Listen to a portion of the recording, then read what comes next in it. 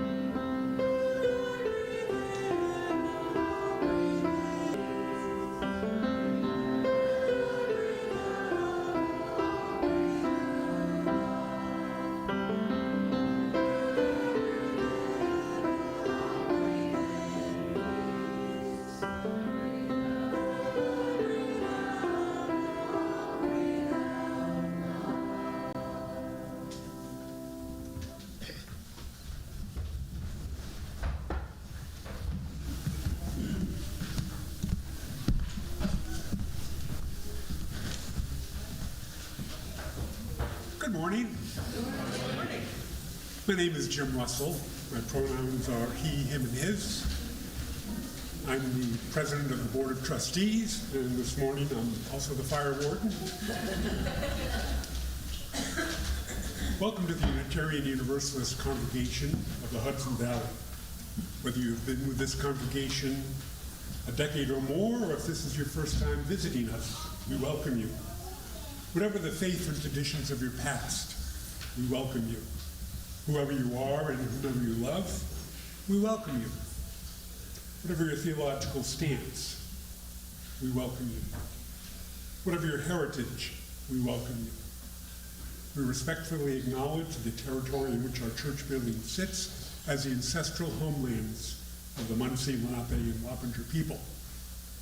I have a couple of announcements this morning. For many years, UUCHV has adopted the section of Route 9A that goes past our building. The Social Justice Committee will have this year's Clean the Highway activity this coming Saturday, May 24th from 10 until noon. Information and sign-ups will be available during the coffee hour after today's service. See Bob Hudson, Bernie Croft, or Betsy Tomek. Don't forget to order your grocery cards. The congregation makes $5 on every $100 grocery card we sell. Cards are available from ShopRite, Stop and Shop, and Acme in $100 denominations.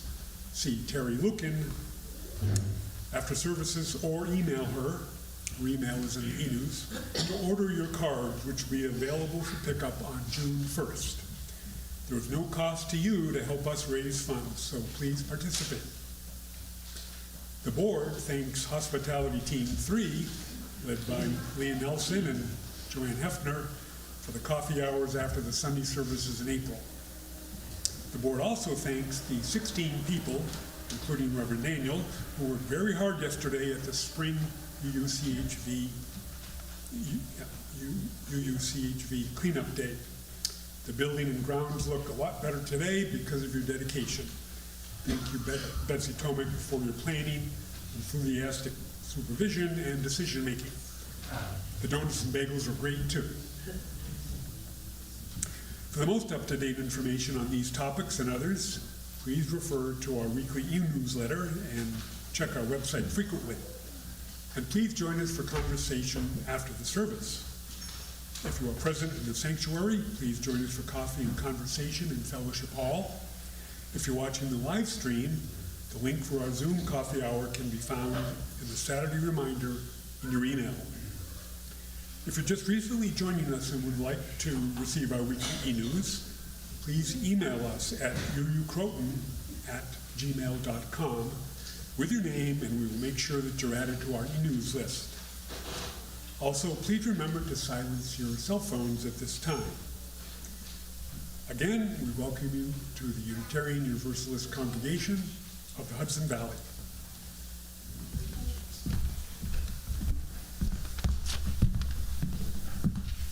It is so good to be with you today. Good morning. This is a time of many anniversaries, both within our religious movement and, more importantly, in our wider civic life. This Sunday, we celebrate 64 years of the union of the Unitarian and the Universalist movements in America. And one of our hymns later today is from that very service of union. But more importantly, this past week, we've celebrated the 71st anniversary of the Brown v. Board of Education decision, which tried to recognize in law equality as a fact of life in the United States, not just an aspiration, but something that we are called to live and legislate and mandate and live into. So on this time of anniversaries, we gather lifting up words from that service in the 60s when our movements united. And this is a prayer that was written by Rabindranath Tagore. Let me pray not to be sheltered from dangers, but to be fearless in facing them. Give me the strength to bear my joys and sorrows. Give me the strength to be loving and fruitful in service. Give me the strength to never disown the poor or bend my knee before the rude and mighty. Give me the strength to raise our minds high above the aches of the day. May we be without fear. May we see knowledge as free. May we be where the world has not been, one broken up into narrow walls, where words come out of deep truth, into the heaven of freedom. Into the heaven of freedom, O Spirit, let my country awake. So in that dream of freedom and hope and possibility, honoring 64th anniversary of our religious movement and the 71st anniversary of the Brown v. Board of Education decision, we're going to ring those bells of our congregation. So all the children are invited to go forward with Jane Podell, our Director of Religious Exploration, and ring our bells.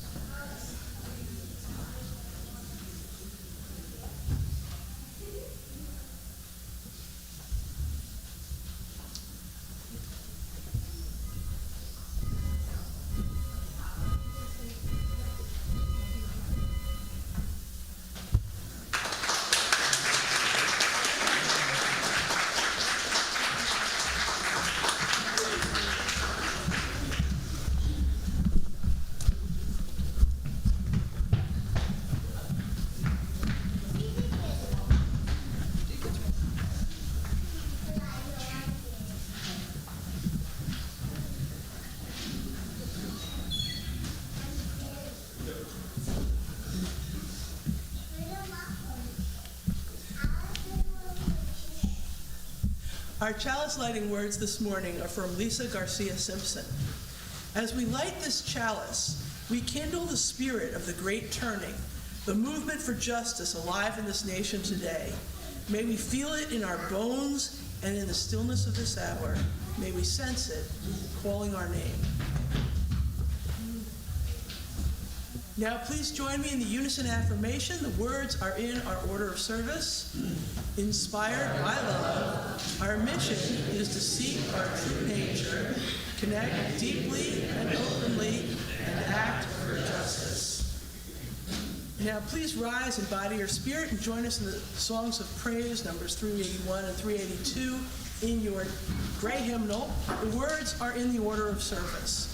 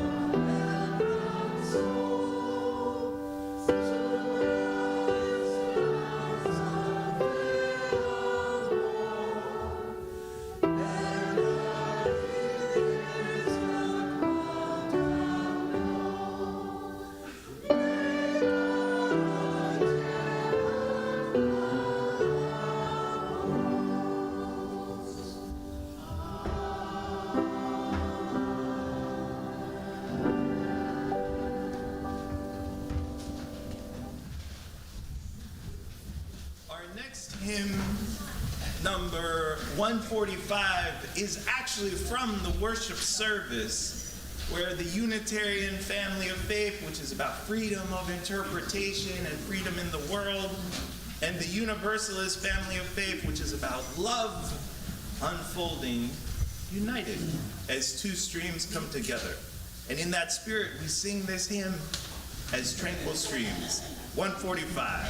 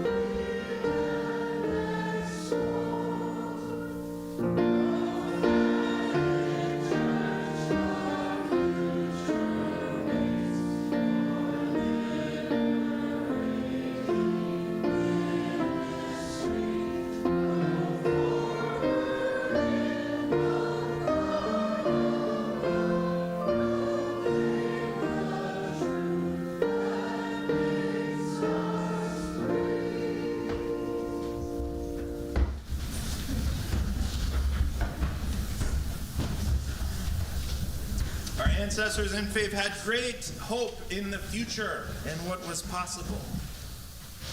And alongside that hope was also a recognition of the power of pause and being present. I invite us into a moment and period of meditation, a teaching from the great teacher Thich Nhat Hanh, who writes, "Many people begin to practice sitting meditation with the help of this exercise. Even those who have meditated for many years continue to practice it. Breathing in, bring complete attention to the in-breath. Wherever the breath may be in the body, feel the calm it brings. Just like drinking cool water on a hot day, Feel how the breath cools the inner organs of the body. And we begin. Breathing in. I know I am breathing in. Breathing out. I know I am breathing out. Breathing in. I am aware of the whole length of my in-breath. Breathing out. I am aware of the whole length of my out-breath.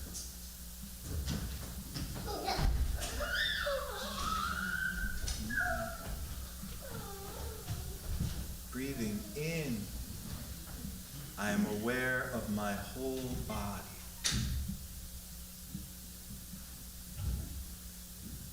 Breathing out, I relax my whole body.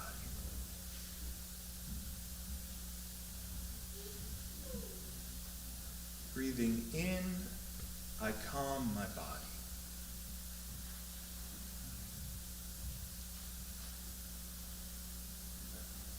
Breathing out, I smile.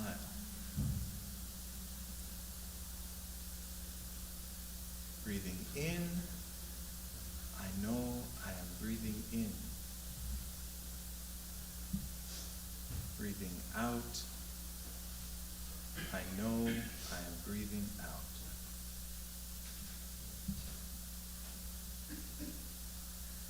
Breathing in, I dwell in the present moment.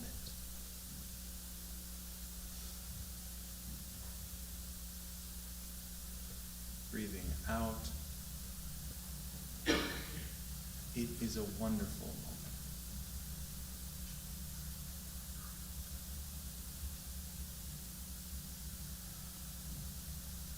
Breathing in, I know I am breathing in.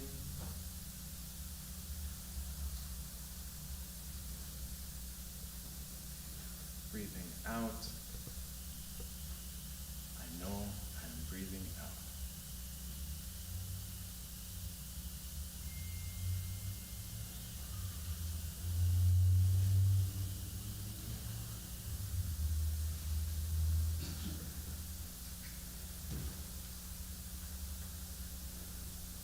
In our busy lives, it is grateful and good to take a moment of breath, to be present. And it is also a gift to hear people use their breath to make music. I invite our choir forward to offer the beautiful hymn, Wayfaring Stranger.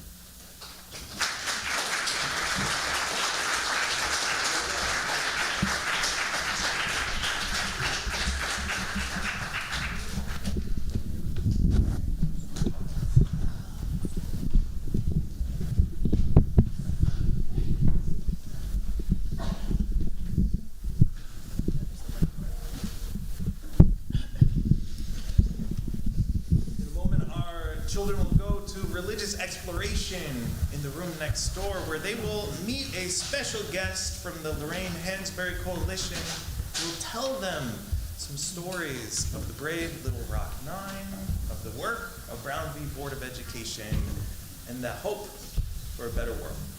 So in that spirit, we sing our children out. Go now and dance.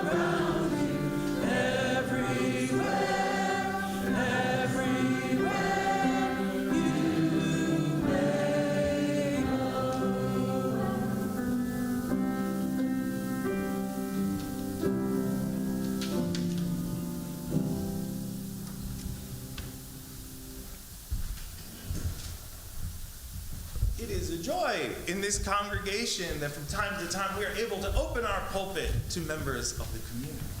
And today, the social justice community, led by Terry Lucan and Bernie Croft, is proud to welcome a wonderful leader from our local NAACP branch here in Ossining. Terry, would you like to make the introduction?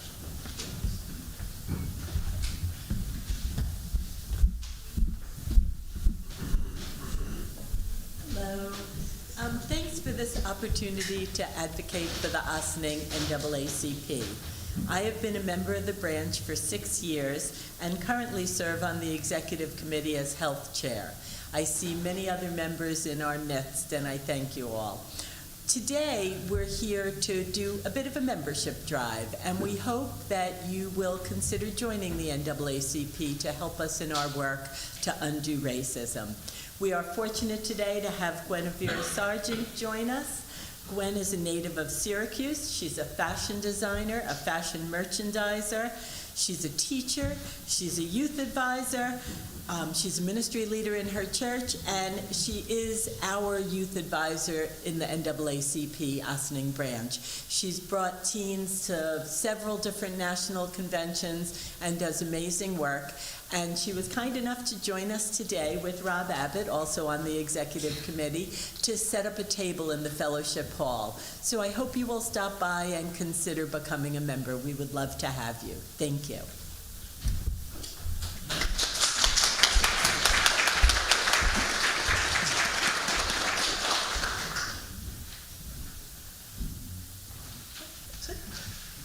I thought you were going to speak.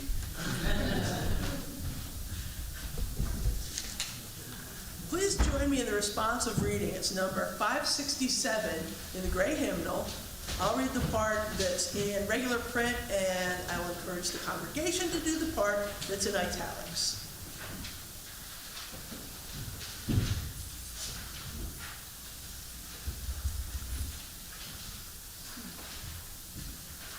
I want to be with people who submerge in the task, who go into the fields to harvest and work in a row and pass the bags along, who stand in line and fall in their places, who are not parlor generals and field deserters, but move in common rhythm when the food must come in or the fire be put out.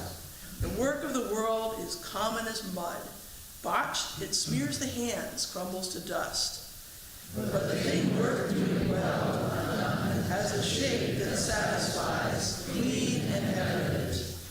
Greek amphoras for wine or oil, Hopi vases that held corn are put in museums, but you know they were made to be used. The pitcher strives for water to carry, and a person for work that is real.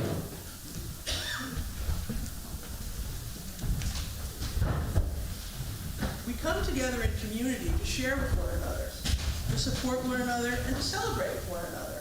We bear sacred witness to each other in this honored ritual. As we begin, we know there are both great joys and great sorrows in our world that must be acknowledged as well. We light our first candle to honor those in pain, victims of violence and war and oppression all around our world. We light a second candle because we understand that amidst all of that pain, there is also celebration and joy in our world. We honor that joy and sorrow are woven together. For some of us here today, this has been a week of life-changing joy that needs to be lifted up in this worship. For others, this has been a time of great pain and sorrow that needs to be shared to make the burden lighter. If this has been such a time for you, I invite you to come forward to light a candle and to briefly tell us of your joy and sorrow, right over there. You may also raise your hand in silent acknowledgement of your joys and sorrows, and we will light a candle for you.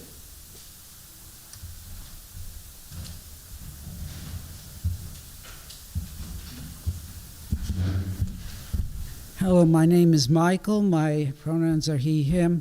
It's my joy today that we have Alex Smith playing piano for us. Alex has played for many celebrities. He's played at the Super Bowl, and he is our candidate for music director for next year.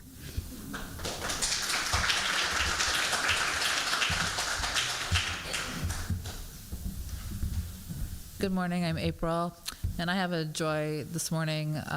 So I think I mentioned that my son crossed over to a Boy Scout troop in Ossining a few weeks ago, and yesterday we went and did flag planting at two cemeteries in Ossining, one the St. Augustine Cemetery, and then the Dale Cemetery. We put flags on all the veterans who passed in giving service.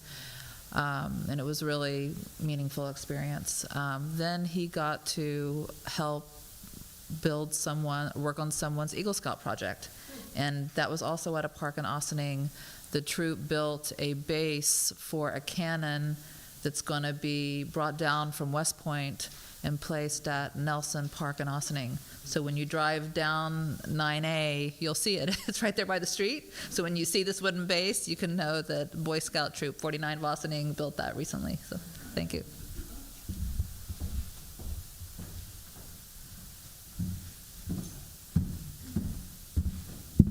Good morning.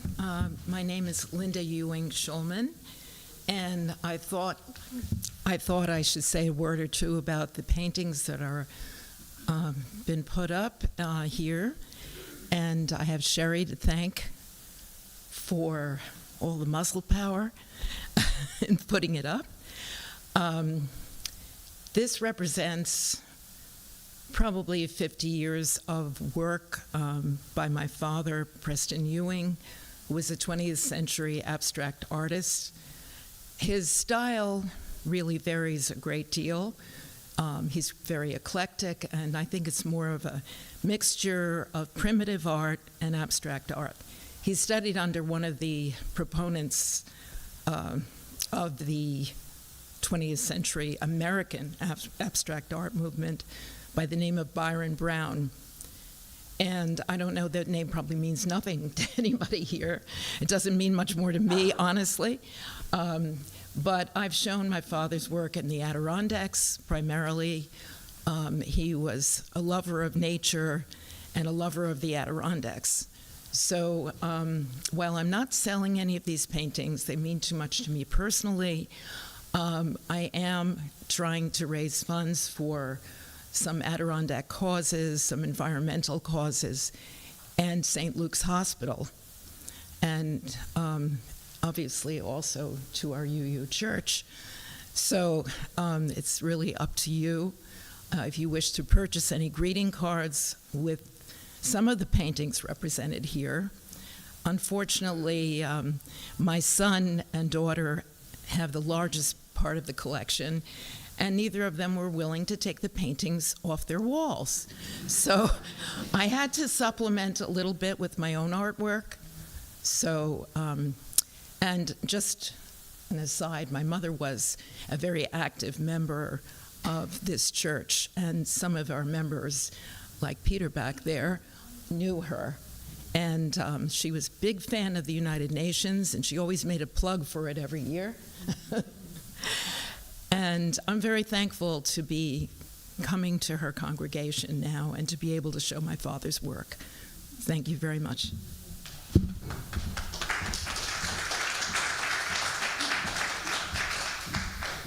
Hello, I'm Ellen Cardone Banks. She, her. I have a sorrow that I feel needs to be mentioned today. I was in Washington, D.C. most of last week lobbying for preservation of public lands. I met with the office of the representative, who's a new representative in the district I used to live in outside of Buffalo. He was an ally in the state senate of environmental causes, so I hope to meet with him. He was not there, according to his staff, because it's the 3rd anniversary of the horrible massacre that happened in Buffalo 3 years ago at Tops Supermarket, where 9 of our brothers and sisters, mostly grandmothers and grandfathers, were murdered. Our congressman was visiting with the mother of one of the victims who survived, Zaire. She's Zanetta Everhart, who is now in the city council. It was a really shocking event for our city, which is sadly very segregated, and another wake-up call for our country that we have a lot of work to do. So thank you. Give a thought to those Buffalo martyrs.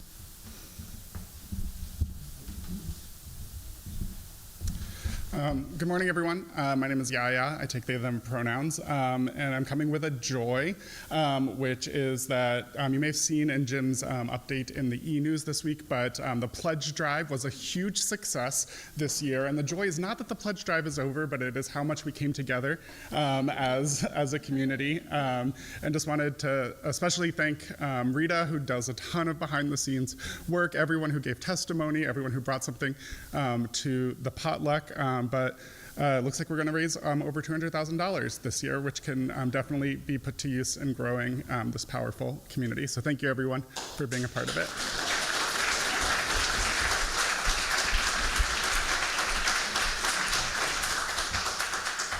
Hi, I'm Betsy Tomic, and a few days a year, I am really proud and happy to be chair of B&G. And yesterday and today is one of them. We had cleanup day yesterday, and you know, what a coincidence, the responsive reading here. To be of use, I want to be with people who submerge to the task, and that's how I felt Friday and Saturday. I put together a really quick PowerPoint this morning of some photos of what we did yesterday. It's in the fellowship hall. I hope you can look at it. It's on loop. And I'd like to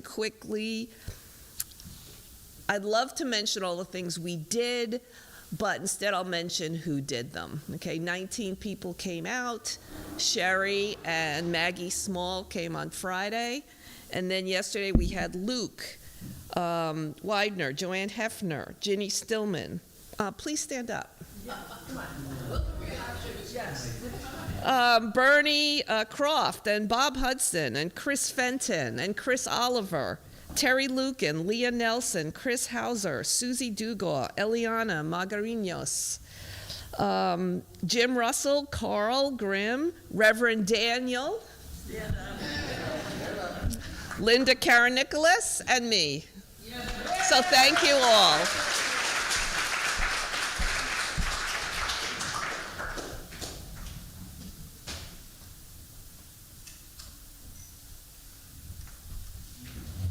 We light one final candle for all those joys and sorrows that remain unexpressed, and for those outside of our walls who are searching for a place to bring the wholeness of their lives and be received with love.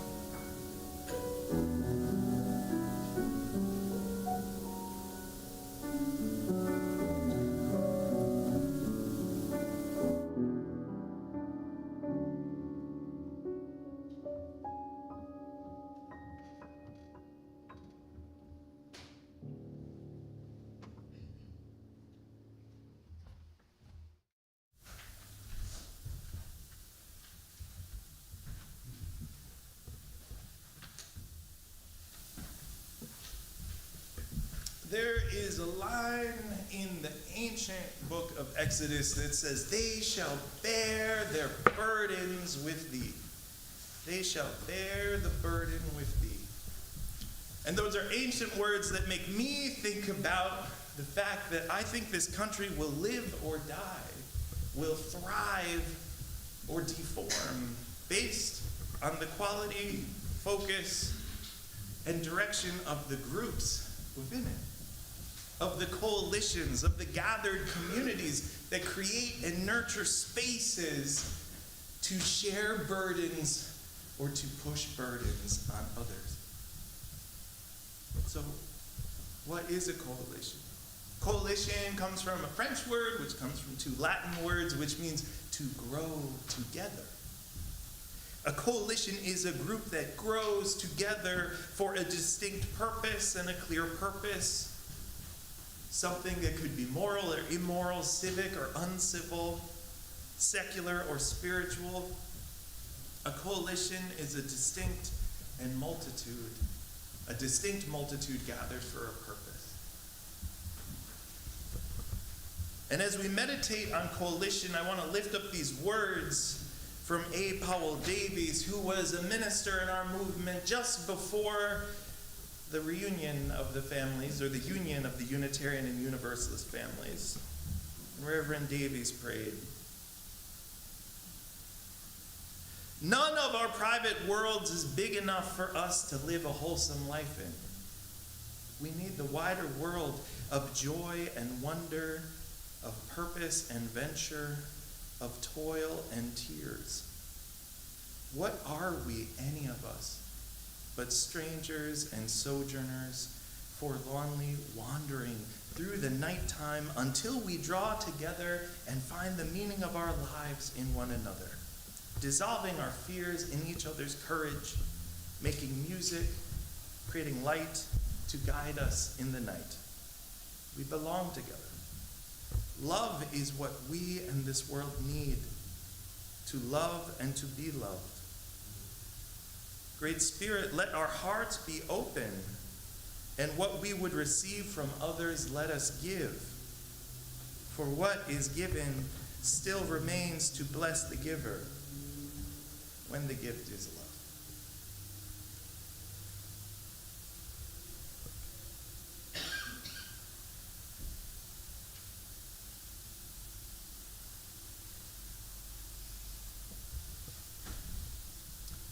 So we are strangers, in Davies' phrase, strangers who become sojourners, traveling, journeying, looking for care and comfort. And the brilliant writer Elaine Castillo has said, most of us, if we are people of any kind, know that to be a person is to be patchworked. But we aren't just our pieces. It can't just be the realm of the reactionary and the fundamentalist to suggest that there must be something of worth in not just being a honeycomb, but in being solid, dense in places with meaning and purposes. She writes, "We know this is true if we have ever met a person that we wanted to keep in our lives." One of the greatest coalitions, one of the great distinct multitudes that have gathered for a purpose, I argue, in the history of this nation is actually the NAACP. This congregation, over the last few weeks, has been honored to host events by the Lorraine Hansberry Coalition, as they've been honoring the legacy of those who worked to make the Brown v. Board of Education decision real. And yesterday we were able to host Dr. LaRuth Gray, who is a scholar and educator who resisted the harms of social isolation and white supremacy her entire career. She is 92 years old and completely vibrant. And she was born proudly in Texarkana on the border of Texas and Arkansas. She studied and graduated Howard University and Columbia Teacher College, and she became the first black superintendent of New Rochelle, working diligently to make the power of public schools one of healing and transformation. At one point in her talk yesterday, she said, "I don't care if you send your kids to private school, that's great, that's good. But whatever you do, whoever you are, wherever you send your own children, if you love America, if you love humanity, do whatever you can as a citizen to make sure that our public schools are well-funded, well-supported, reimagined, and meeting student needs." And at one point yesterday, as she was looking at the exhibit, walking around the room, she noticed a photo in the corner, and she just kind of sighed and said, "You know, it's a shame more people don't know Roy Wilkins. It's a shame more people don't know Roy Wilkins." And her saying that caused me to change my sermon. So, Wilkins was the executive secretary of the NAACP in the pivotal years from 1955 to 1977, when the organization had over 600,000 members across the nation. Commenting on the soaring aspirations of the 1960s liberalism, which you could hear an echo of in that hymn we sang, Wilkins said, "There is a particular irony when the soaring aspirations exemplified in the Kennedy administration's government programs for probing the far reaches of space are contrasted with the harsh reality faced by black Americans who are contributing to those programs, but find themselves barred from decent homes whose construction was made possible by government aid." Wilkins said powerfully, beautifully, "The players in this national drama of frustration and indignity are not commas or semicolons in a legislative thesis. They are people, human beings, citizens of the United States of America." And the legal strategy pursued by the NAACP since its founding in 1909, and particularly in the period from the Depression to the war in Vietnam, was to structurally, culturally, emotionally transform the United States of America. And the cost of the NAACP, in terms of what families experience, in terms of what their chapter organizers experience, assassinations, firebombings, threats, kidnappings, social exclusion, harassment, they paid those costs because they saw a greater victory and a transformed nation was possible with pursuit and diligence. And it's astonishing the legislative agenda that was accomplished in that time of upheaval, from the Civil Rights Act to the Voting Rights Act, and countless other legal, intentional, thoughtful cases that literally transformed what this nation was about. Authoritarianism has existed in this country before. And organizations like the NAACP, a multiracial coalition, were committed to dismantling it. The Unitarian Whitney Young, who was head of the National Urban League, said, "Our march is a march for America, for a different vision." And Dr. LaRuth Gray yesterday, she said, also we have to be sure to give credit to the women. We have to remember Pauli Murray for her legal brilliance and writing some of the books that very much undergirded the strategy of the NAACP. But she said, more than that, I have to tell you, and she was looking at the room very intently, I have hope. I have hope. After the life I've lived, I have to have hope. After the life I've lived, I have to have hope.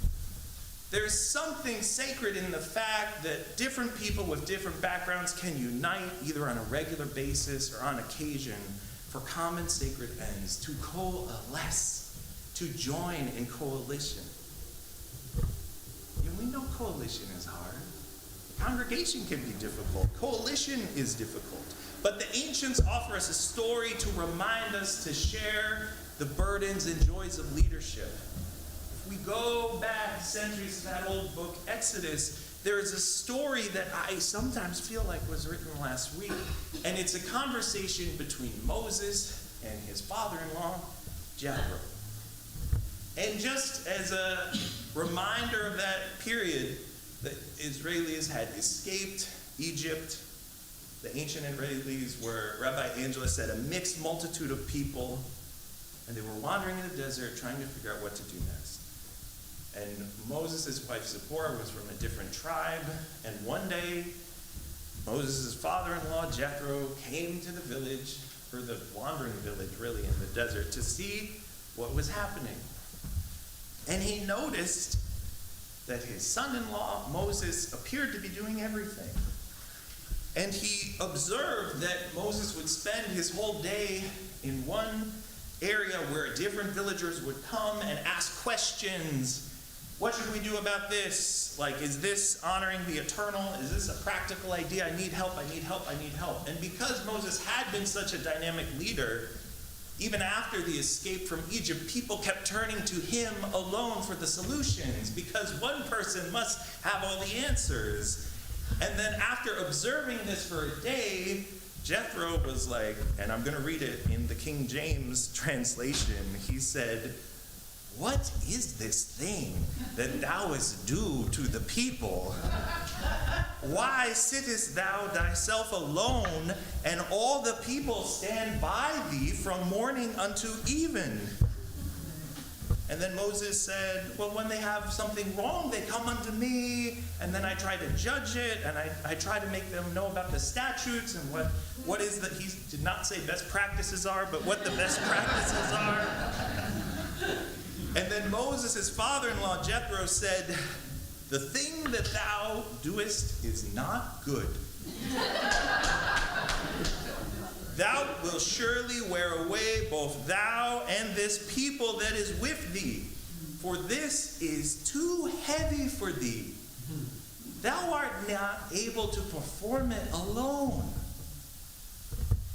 Thou art not able to perform it alone.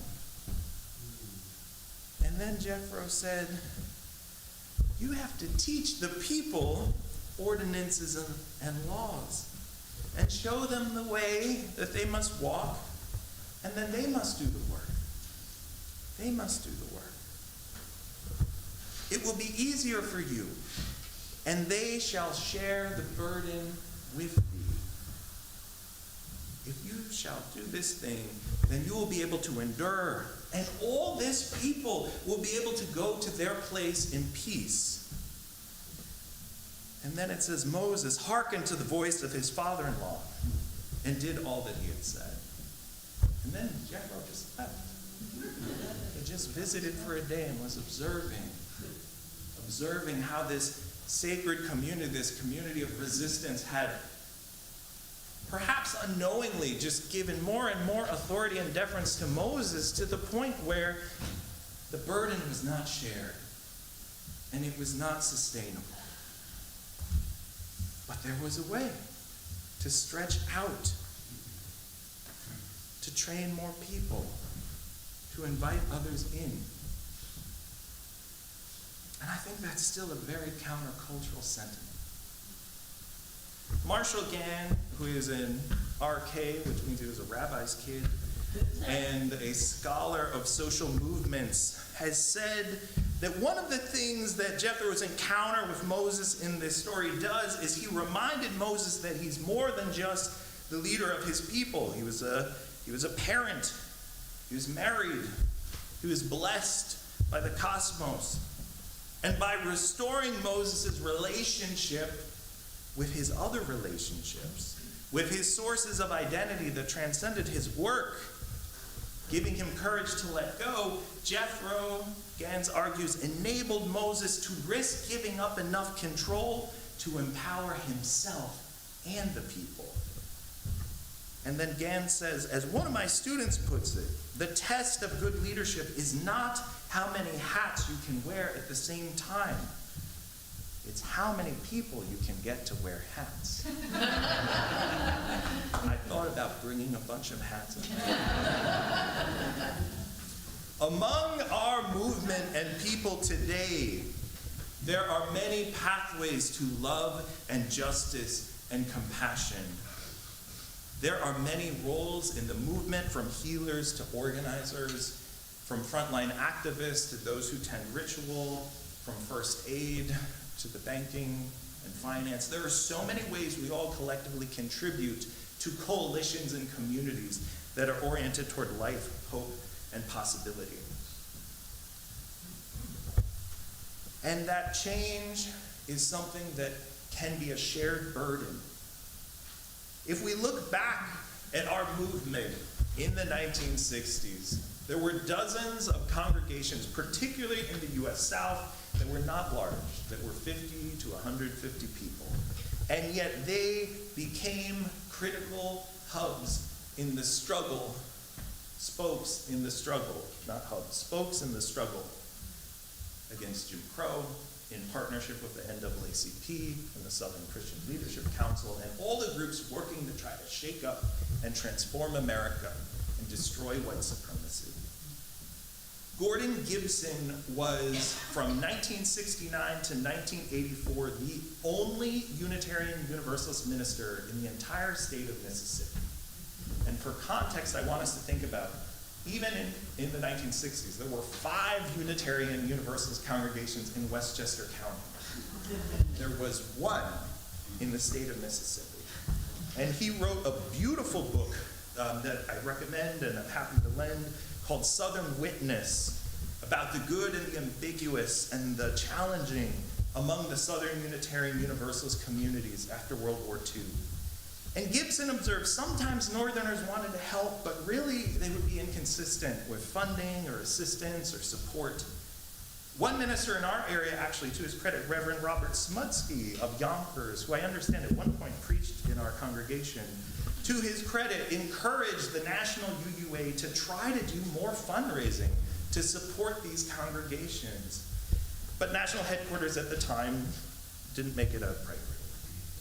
The limited resources of these congregations were more than matched by an internal commitment to solidarity.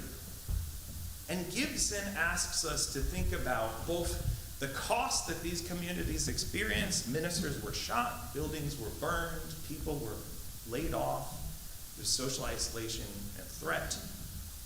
But also, these congregations were partners. And they were brave because they were in relationship with community organizations like the NAACP that in mass groups were challenging the structures of oppression. They were brave because they were in relationship with people.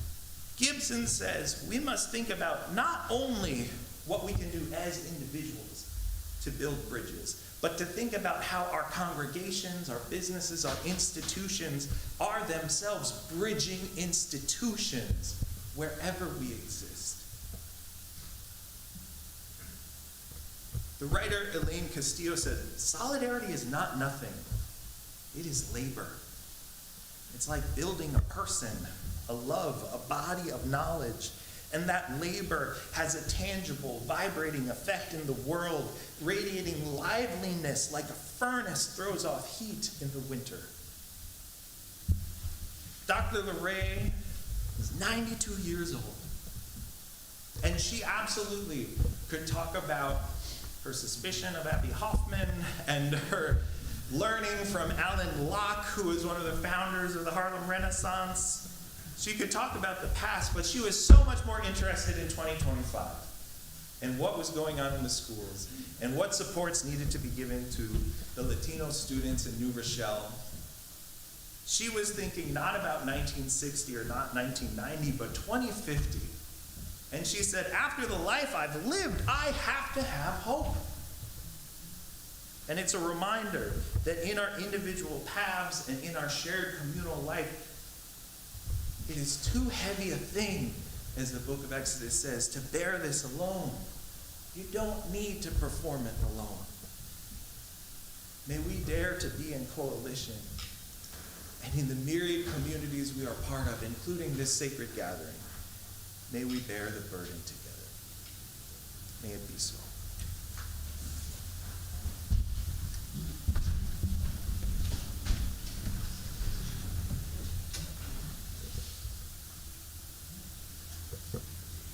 Each week, we make an offering from the bounty we are blessed to enjoy. We do this in the spirit of love and generosity, aware that we have benefited from those who have gone before, those who in their turn gave generously. Our offering goes to support the work of love and justice undertaken by this community. Today's offering will also be shared with Open Arms for Refugees, a community sponsorship organization bringing together neighbors, houses of worship, community organizations, and key service providers in Ossining, Cold Spring, and surrounding towns, with the shared mission of welcoming and integrating federally sponsored refugees into our communities. For more information, please visit their website, openarmsforrefugees.org. Please refer to our e-newsletter or website for more information. You can make your donation in several ways. If present in the sanctuary, you can give cash or a check in the offering plate as it comes by. From your homes, you can make your donations via credit card or PayPal using the links provided in the e-newsletter, or by visiting our website, UUCHV.org. Or, if you prefer, you can always mail us a check. The offering will now be given and gratefully received.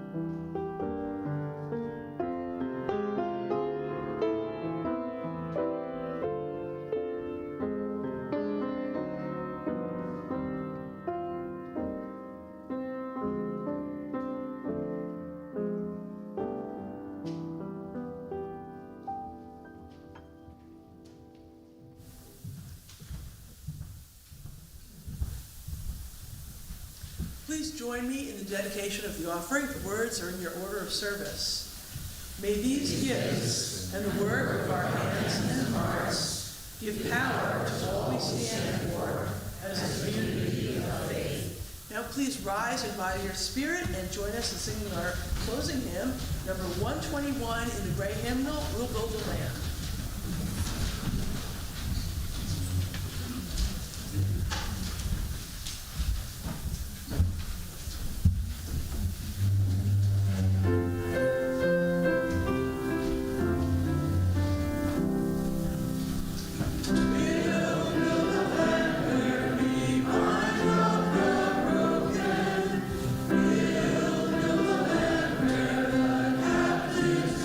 Free, where the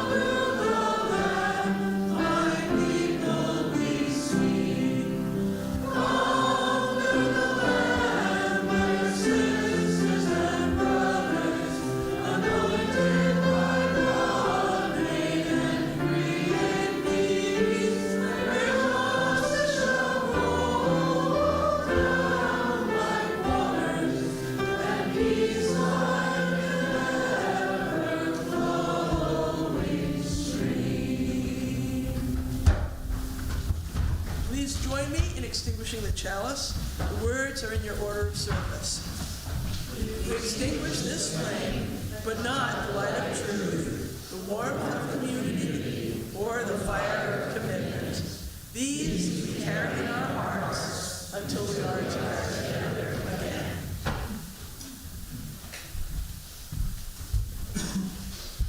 May we be attentive to the possibilities of love and compassion all around us. May we dare to have hope in the hard times, and may we accompany one another on the sojourn. May it be so.